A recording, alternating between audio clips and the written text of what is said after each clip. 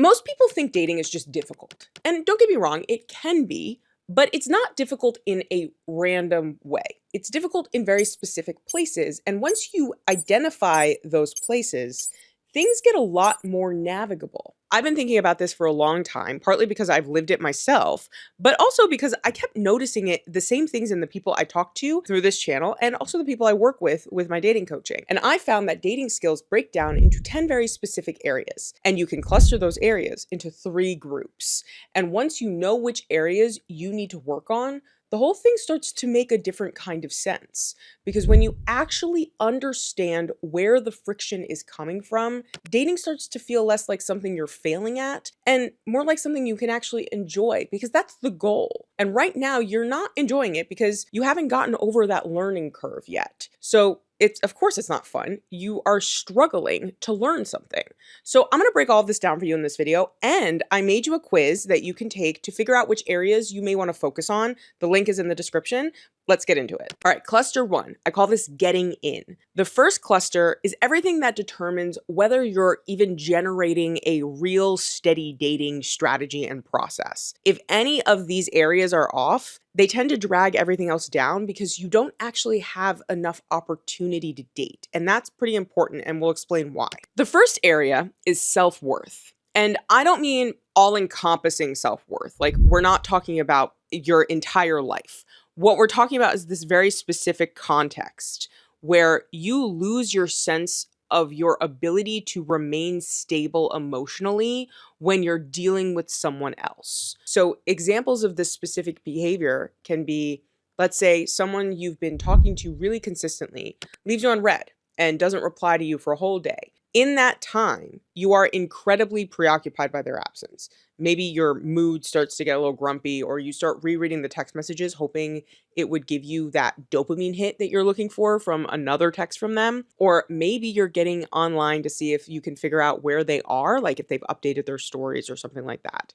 That preoccupation is a sign that your self-worth is too coupled with your dating outcomes or the attention that a potential partner is giving you. You are experiencing persistent emotional distress from others' actions. So if this specific scenario didn't resonate with you, low self-worth can also apply if you find yourself replaying conversation for days, or you feel like small things or interactions ruin your entire week, or maybe you get really caught up in trying to explain other people's actions because you need to come up with a rational explanation that doesn't implicate your value to them. And you can see why self-worth matters in dating, because when this is low, every interaction you have with someone carries more weight than is healthy. And it also drains your energy and removes your sense of self-esteem and trust in yourself. And don't get me wrong, it is normal to an extent to be upset by other people's behavior. Like, we're not robots. People can bug you and say the wrong thing and all of that. But it becomes problematic when you're so preoccupied about how someone is behaving towards you that it is forcing you to reorganize your entire life or constantly think about them. But for a lot of people, that's exactly what happens. Area 2 in this cluster is standards. This is whether you've actually gotten to know yourself well enough and are being honest with yourself about what you need from a partner. Do you have a rigid checklist around your partner's ideal characteristics? Is it oriented around their character and whether you share values and how this person treats you? Or are the standards a little more superficial? Like, are they superficial metrics that signal status? How rigid are you about these standards? Because this is a Goldilocks situation. There are certain standards we should never break, like how someone treats us. Like, we don't want to accept harmful behavior. But there are other standards that are kind of just a preference. Like, they may actually just reflect an old and potentially toxic pattern that was present in people we maybe used to date or be attracted to that weren't actually good for us, but we were attracted to them for some reason. So standards is about the wisdom of knowing the difference between deal breakers and nice to haves, and also being honest with ourselves about what will lead to a fulfilling partnership rather than someone who just looks good on paper. The other part of standards is actually having some idea of what you're looking for, because a lot of people don't actually know what their values are. And I notice this a lot with men. They just get preoccupied by what someone looks like in the same way women may get preoccupied by a guy's height or how much money he makes. what's actually underneath that requirement? That is what you have to ask yourself. Also, the other thing is sometimes women do not take looks into consideration enough. And they're like, why don't I like this guy? You're not attracted to him, sweetie. That's why. There's got to at least be something there, you know? It's so hot in my apartment. Jeez. Next is exposure. And this one is where a lot of people run into issues, and it's also the most underestimated. So this area is asking, are you generating enough real dating volume in your life so that no single person carries disproportionate weight? Because when there are very few options, each person starts to feel really important in a bad way. Like you may give them more chances than they deserve, or overlook things that you would have never overlooked if you had other prospects, or even if you had the hope that there would be other prospects. I see that a lot. Like someone's just like, there's never going to be someone else like this person. No, baby, there will be. There are so many people out there. So scarcity shapes your decisions in ways you don't always notice. And so we want to tamp down that scarcity by increasing your exposure to potential people to date. And there are also a lot of combinations that I see here. Someone may have done a lot of inner work and they might score really well on almost everything on my quiz. And they know their values and they have really high standards and all of that good stuff. But their exposure score is super low. Like they describe themselves as open to dating, but they're not actually in many situations where it could happen. That gap between self-perception and what you're actually doing in your life to expose yourself to more potential partners is what's going to make the biggest difference in your dating life. The final area of the getting in cluster is filtering. This is about who you let through the door before you're invested.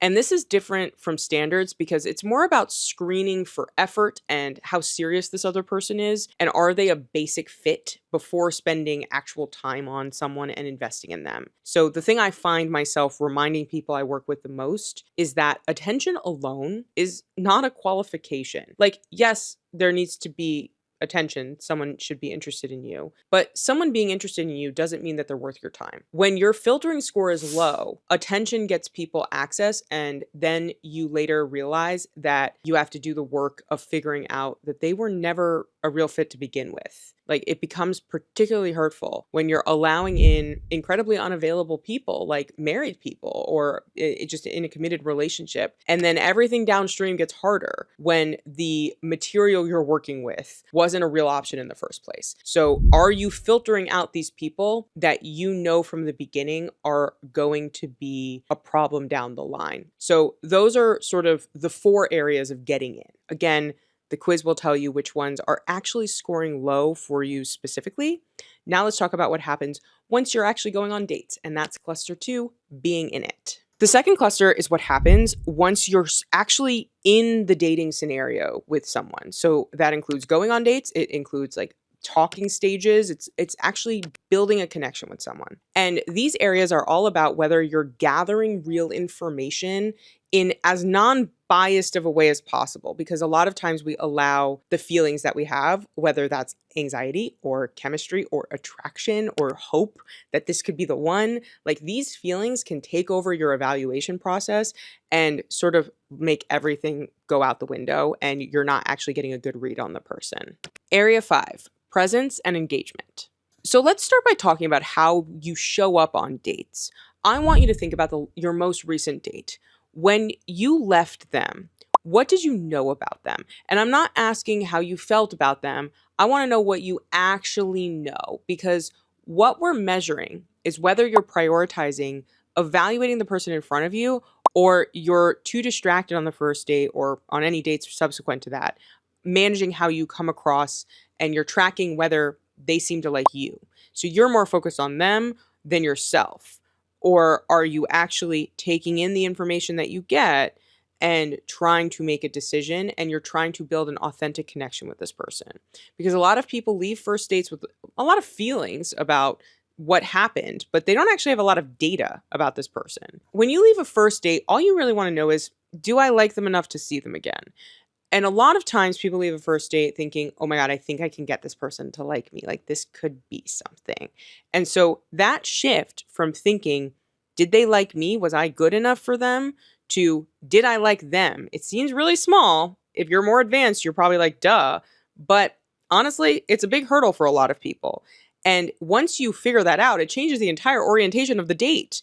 It goes from being a test that you're trying to pass to actually having an experience with someone and actually getting to enjoy their company and not having to constantly hold your breath and like think about how you're showing up. Like, that's exhausting. Of course you don't like dating when you're acting like that. That's terrible. You're just trying to test them or to audition for them or to perform for them to see if they'll choose you. But we need to change the entire orientation if that's your way of thinking about it. We have to change from going from a performance or trying to impress them to thinking about it as trying to actually get to know this other person, to really listen to what they're saying, and to think about whether you are compatible. But when you're monitoring yourself, you're not actually doing that. You're not being present. That is the skill that you have to learn, how to be present, even when there's a little bit of anxiety. But honestly, that goes away after a while. Like, you stop feeling that anxiety on first dates. They get to be just another thing you do once you get in the swing of things. Area 6 is emotional clarity. So this is where, for a lot of people,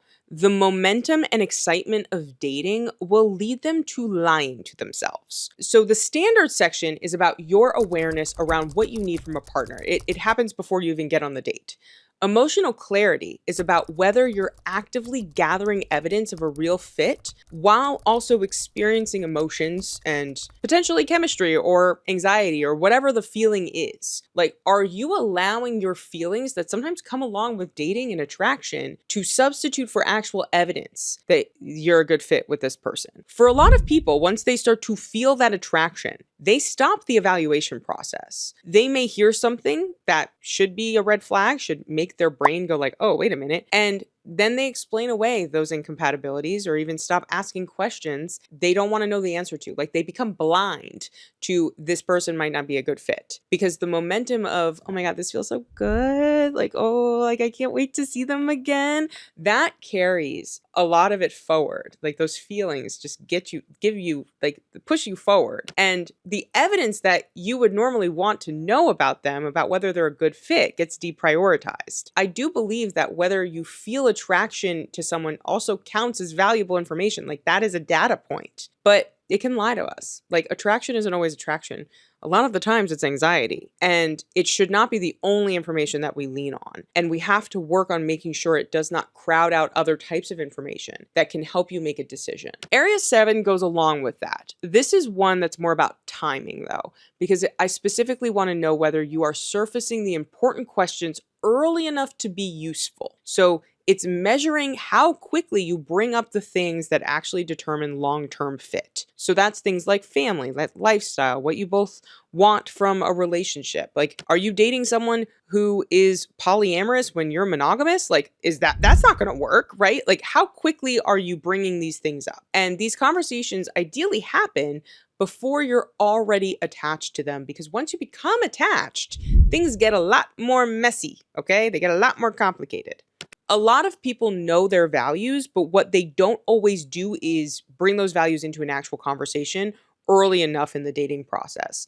And by the time a real mismatch emerges, which may be around like the 3-month mark, like it's deep in there, they're already invested enough that the honest answer that may end up breaking them up is actually hard to talk about. And having these conversations earlier makes them more useful. And it doesn't have to be on the first date or anything. Like, that may be too early to have a conversation, but waiting until you care about someone like in a deep way to find out whether you're compatible or whether it's going to work is a really painful way to get information that you should just talk about earlier. And that is the area that I think a lot of people need to work on. So those are the 3 areas in the being in it cluster. The last cluster is the one that tends to be one of the more painful ones because it's where the gap between knowing what's best for you and doing what's best for you is probably the widest. The third cluster is called staying or leaving, and this is what you do when the connection starts to grow and things get a little more real and a little more like, maybe this could be something, but there's still some ambiguity that you haven't addressed. And that's normal. Like, you're in that in-between space, like we're dating, we're actively going on dates, but we're not a couple, we're not committed yet. It's like the first few months of the relationship. So we're still feeling each other out, but we haven't defined the relationship. How do you handle the awkward stuff that comes up? When something is off and you know it. These are the sorts of things this cluster is looking at. Let's start with area 8, boundaries. So what happens to a lot of us is we start to get to know someone. Things come up that bother us. It's normal, and it could be small things that we don't align on, like basic living stuff, like maybe they're messier than you, or it could be that they're not treating you in a way that you'd like maybe they are a lot more self-deprecating in their humor, and so they put you down a lot when they're trying to joke around, and you don't like that. So the question is, are you able to bring this up to them and have those conversations in a timely manner and say like, hey, I don't like it when you do that, or I would prefer that we do things this way. Like, could we find a common ground? Like, do you actually approach these difficult topics of conversation around these living situations and these lifestyle compatibilities? Or do you sort of just let too many things go to the point where you're no longer even enjoying their company because you're so stressed out? And this is similar to pacing and fit, but that's more when you're talking about values and you're talking about like aligning on big things. Like, people avoid topics about money and family and stuff like that, where they want to live. Do they want to be a stay-at-home mom, or do they want to work? Like, these big overarching macro discussions. The boundaries are more everyday things that we have to contend with consistently, like forever, honestly. And so that's why it's in this third cluster, this staying in or leaving. Like, are we going to make this work, or are we peacing out? Area 9 is commitment clarity. So this one is about how long you stay in that undefined state when you are actively going on dates, but you haven't really defined your commitment to one another. So this is about how much time you allow to pass before you address the ambiguity about your relationship directly. Like, do you sit in undefined situations hoping that they'll resolve on their own? Or do you speak up and try to have that conversation, even if it feels scary, because you don't want this good thing to end, and if you're not on the same page, it might end, and you kind of sense that, right? So staying in the undefined situation does not protect you from that bad answer. It just sort of delays it. And then you go a little bananas, because honestly, if you're watching my channel and the algorithm is doing its job, odds are you're not that great with sitting with uncertainty, but you do it anyway because you don't want the thing to end. So now we're talking about limerence, we're talking about situationships. Like, you're putting yourself in the situation where you're obsessing with this person. You don't know if they're willing to commit to you. And you, like I said, delay that experience because you sense that the other person doesn't want the same thing that you do, and you don't want the connection to end. And that is one of the hardest parts about dating. But it may not be as hard as area 10, which is recovery. Recovery is about what happens if something ends. So it's measuring whether you can grieve a relationship or a dating situation without turning that ending into a verdict about your worth. So when something ends, especially something that did feel significant to you, there will always be grief. That is real and it is appropriate. And then there's this layer that gets added on top of it. Because if we allow endings to become evidence that all of the worst things we've ever thought about ourselves are true, that you're the problem, or that something that you did drove them away, or something about you and who you are drove them away, that's even worse. You start to think that this outcome says something fundamentally about who you are and what you can expect in the future. And so that conclusion is going to destroy not only your willingness to try again when dating, but also your entire self-image is in the hands of other people. And that is a dangerous place to live your life. Feeling grief about something ending does not have to involve a verdict about your self-worth. They're different things. One is about loss. It's about grieving. It's about moving on from something that you thought could be a significant part of your life, which is normal. The other,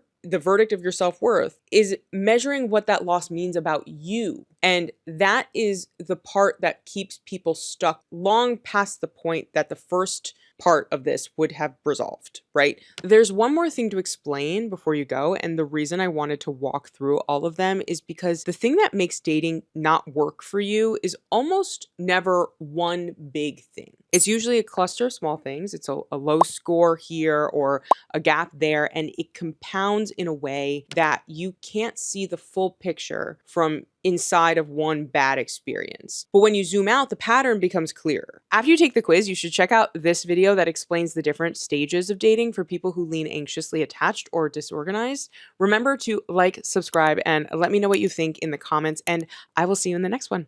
Bye.